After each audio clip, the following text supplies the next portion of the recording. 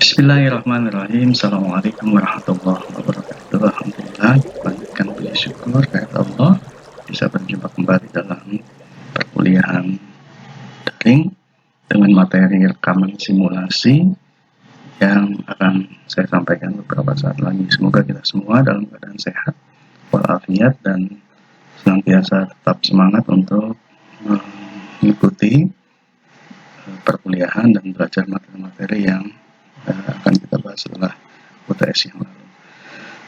Materi ini adalah materi tentang pengenalan aplikasi SPSS untuk pengolahan dan analisis data.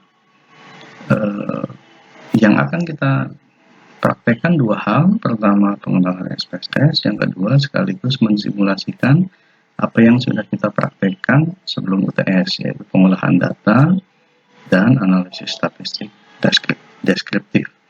Nah, untuk Anda yang mengikuti mata kuliah metode penelitian sosial kuantitatif, materinya ada di pertemuan ke-7 ya, khususnya tentang pengenalan SPSS ya. Di pertemuan ke-7 ini Anda klik, ada dua bagian, yang atas itu untuk pengolahan dan analisis data, kemudian yang bagian SPSS-nya Anda tinggal klik pengenalan SPSS-nya. Sedangkan untuk peserta mata kuliah statistik sosial, Anda bisa mengenali aplikasi SPSS dengan mengklik materi data processing dengan subtema Introduction to SPSS ya. Untuk harapannya baik Anda yang mengikuti MBS kuantitatif atau statistik sosial, Anda sudah mengunduh aplikasi SPSS-nya di bit.ly atau bit.ly/metrisku SPSS 24 dan sudah menginstalnya di laptop masing-masing. Nah, untuk praktikum ini atau simulasi ini saya akan langsung mengaktifkan SPSS-nya ya. Saya ketik di sini SPSS. Yang SPSS yang kita gunakan adalah SPSS versi 24. Kita tunggu beberapa saat. Lalu akan muncul tampilan awal seperti ini. IBM SPSS Statistik version 24. Lalu akan muncul default tampilan awal seperti ini ya. Kotak pertama ini adalah kotak yang akan menampilkan recent file atau file-file terkini yang pernah kita buka. Kalau sudah ada, kita bisa langsung buka di sini. Karena belum ada, kita close saja. Nah, ini adalah tampilan awal SPSS versi 24 ya. Persis seperti Excel yang Anda kenal. Jadi ada setiap penyajian data yang akan diolah dengan aplikasi statistik apapun, umumnya akan menampilkan data dalam bentuk baris dan kolom. Baris itu untuk menampung jumlah data, sedangkan kolom itu untuk menampung jenis data atau yang kita kenal dengan variabel. Itu sebabnya SPSS tiap kolom itu namanya sama, var, dan seterusnya.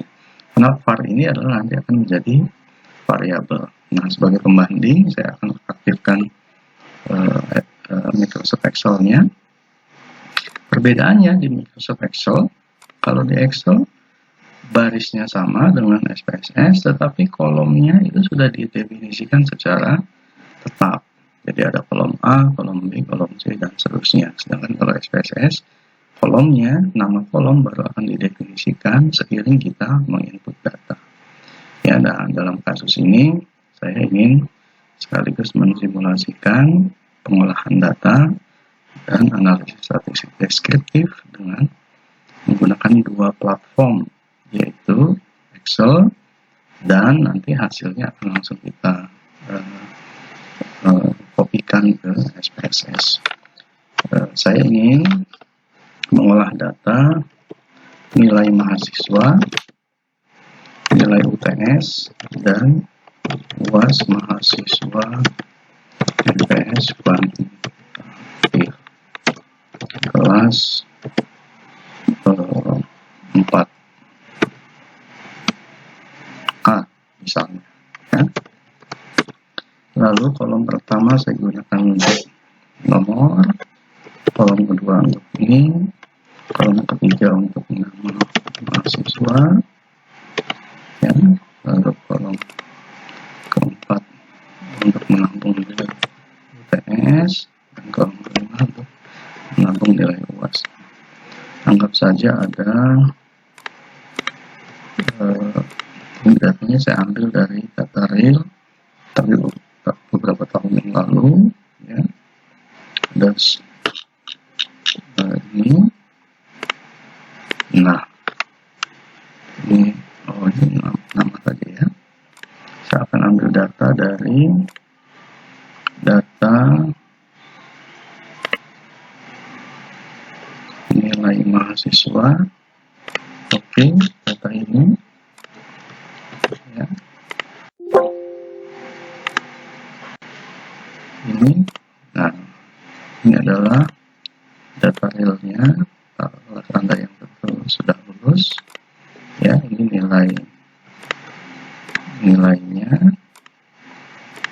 Lalu Anda boleh untuk tabel ini, jadi jumlah datanya ada sebanyak 46 mahasiswa. Ini kita hapus saja. Ya, baik, datanya sudah siap. Nah, hanya saja tidak semua data atau tidak semua kolom di Excel ini kita kopikan ke SPSS. Hanya data nilainya saja yang kita kopikan. Nah, sekarang kita akan kopikan nilainya saja. Mulai dari nilai Eka Wisnu Prasetya nomor 1, nilai UASnya, sampai dengan nilai mahasiswa ke-46 Okti Bagus Panuntun. Lalu kita kopikan, ya. Lalu sekarang kita aktifkan SPSS-nya. Lalu pada baris pertama kolom pertama kita paste data yang sudah kita kopikan tadi. Kita klik edit, lalu kita paste di sini. Secara otomatis nama kolom yang semula var saja menjadi var 00001 dan 00002.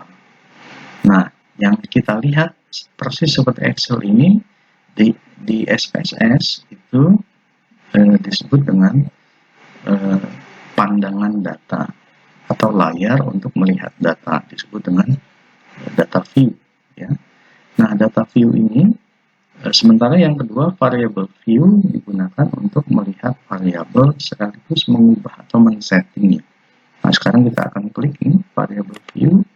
Nah, sekarang sudah ada keterangan, ada nama variabel, tipe variabel, lebar kolom variabel, jumlah desimalnya, dan seterusnya.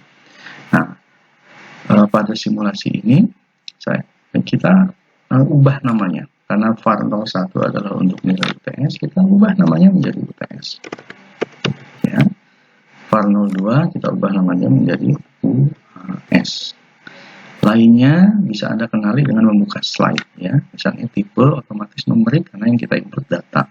Tapi kalau ini kita klik, nanti dia ada banyak tipe variabel di samping numerik, ya. Ada koma, ada dot, scientific notation, dan lain-lain. Nah, untuk ini Anda bisa buka slide-nya sehingga Anda bisa mengenali lebih dalam. Ya, setelah selesai, anggap saja sudah selesai kita definisikan variabelnya, kita kembali ke data view. Nah, di aplikasi SPSS, seluruh pengolahan dan analisis data itu dilakukan di menu Analyze, ya. Nah, kita akan mempraktekkan analisis statistik deskriptif persis seperti yang kita lakukan dengan Excel kemarin. Pertama, kita akan membuat tabel frekuensi namanya. Lalu kita klik Analyze, lalu kita gerakkan ke deskriptif statistik. Lalu kita geser ke sebelah kanan, Anda pilih Frequencies, yaitu menu atau aplikasi untuk membuat tabel frekuensi. Nah, seluruh data ada di kotak sebelah kiri. Nah, sementara kotak yang kedua, variables, adalah digunakan untuk mengolah data yang memindahkan data ke dalam kotak yang akan diolah. Saat ini kita akan simulasikan nilai UTS saja yang kita olah ya.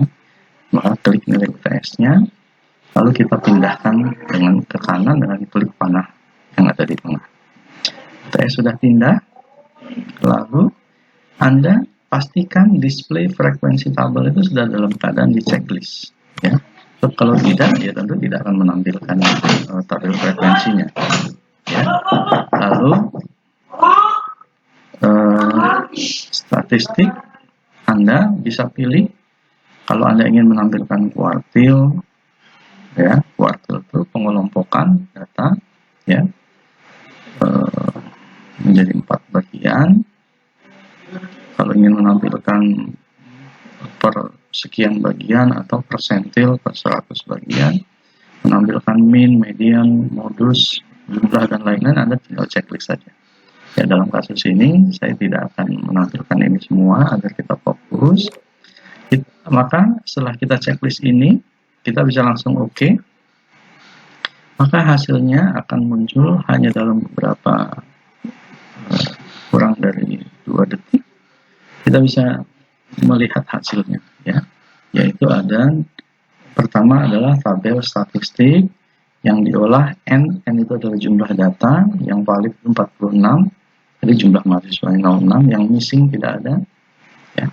Yang missing itu adalah nilai yang dikecualikan. Misalnya kalau kita tidak akan menghitung nilai yang di bawah 30, maka nanti semua nilai yang di bawah 30 itu akan disebut dengan missing values.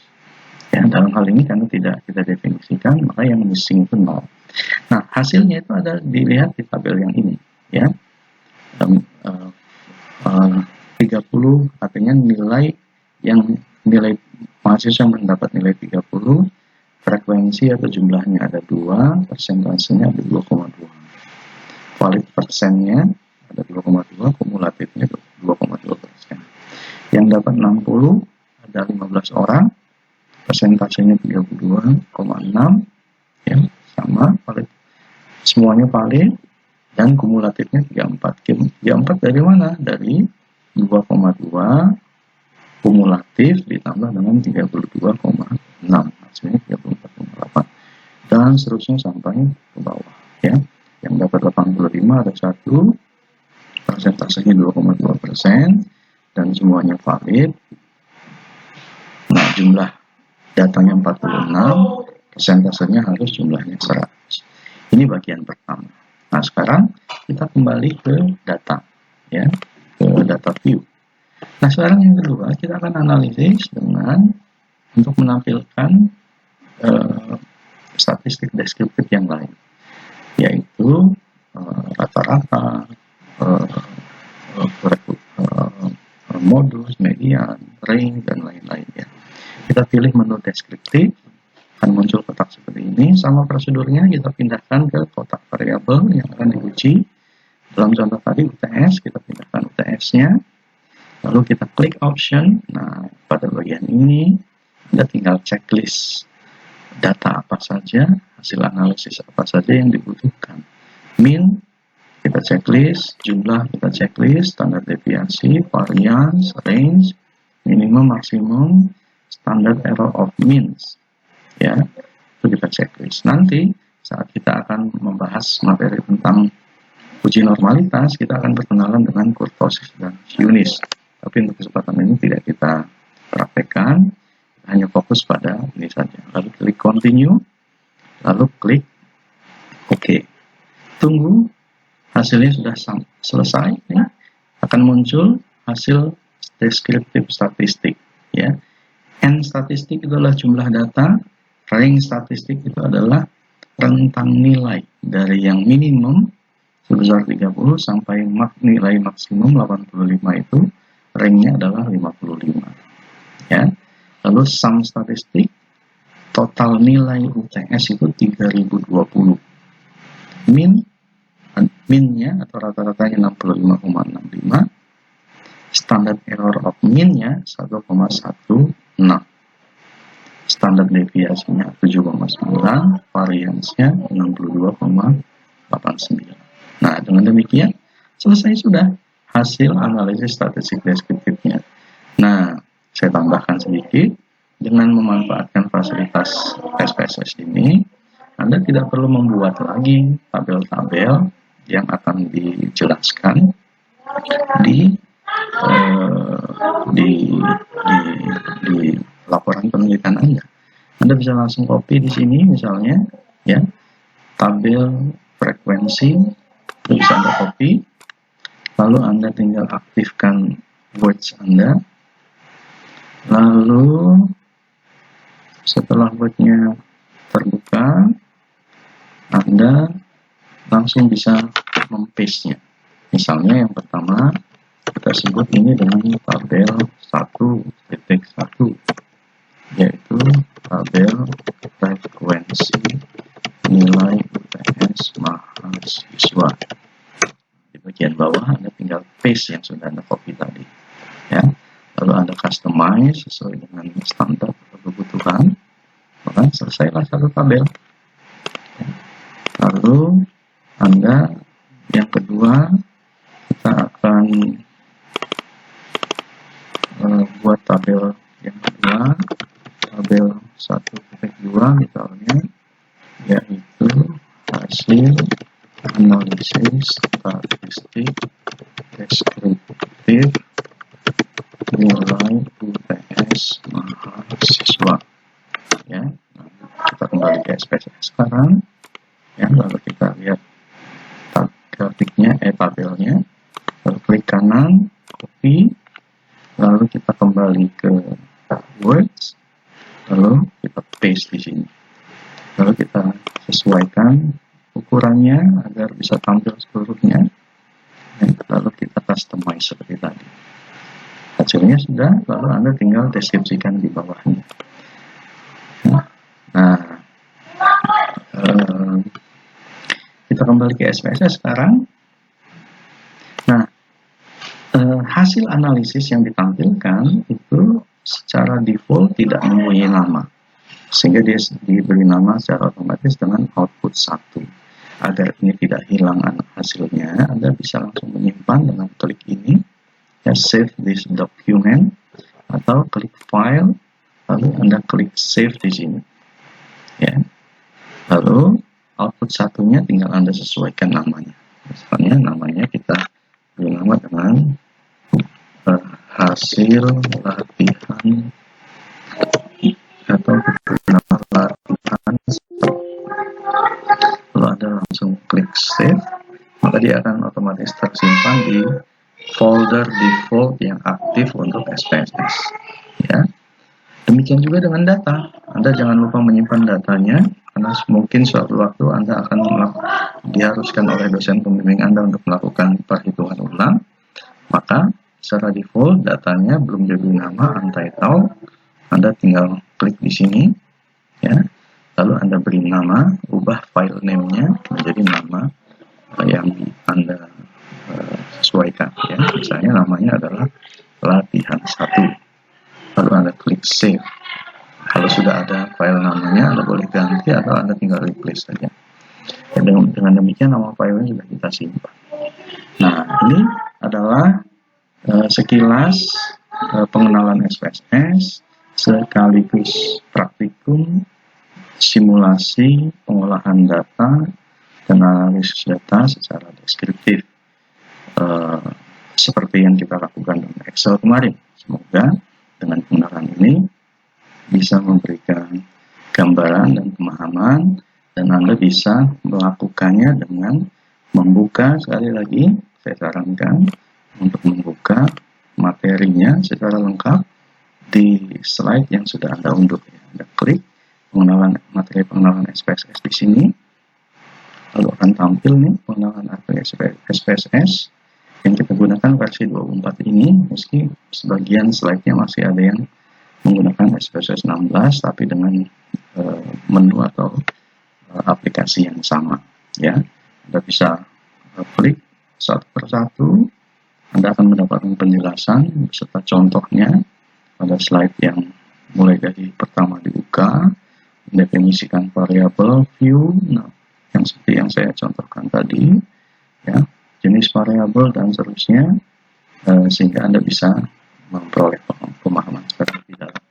Bila ada hal-hal yang kurang dipahami, Anda bisa diskusikan di grup dan saya akan sempatkan untuk menjawab pertanyaan Anda setiap waktu.